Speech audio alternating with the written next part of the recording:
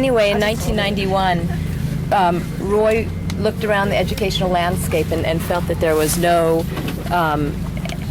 model for graduate art education, and decided to try to break off from his experiences in the undergraduate program and really look towards how to set up a program for artists which was involved in social issues, involved in a commitment to individualized education, to really radicalizing people, and radicalizing people not in a political sense, but in the sense of trying to make them more informed and more aware of who they were and the context in which they worked.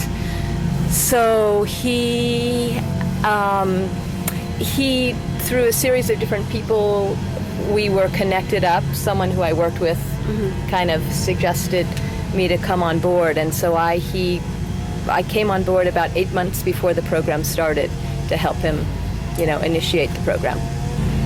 I mean, I think Roy's visions and his way of just being in the world were really, in many ways, similar to how I grew up, which was from a really left-wing, kind of bohemian family in the San Francisco Bay Area, and they were all labor leaders, and my grandfather was he was the secretary of the Young Communist Party in LA, and my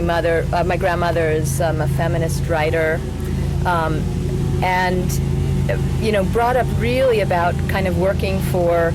supporting people's rights and awareness, and through activism, through personalized kind of involvement with people. And so that's the family I grew up in, which really was in alignment with kind of Roy's ideas of you need to work with the individual, and you can't change society until individuals take ownership of their actions, and then together you can work collectively.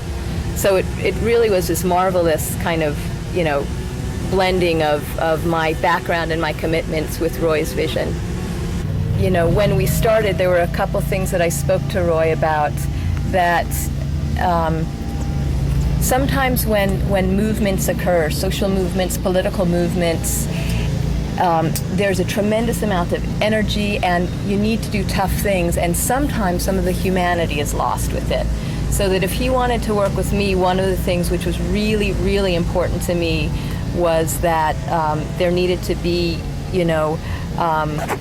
while he's forging ahead with his grand vision, I wanted to kind of stay local and make sure that there was this connection with every person, and that it was also, this is like exchange of heart stuff also, and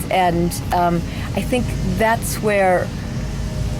Roy hadn't thought it through as much, and that's where I came in and said,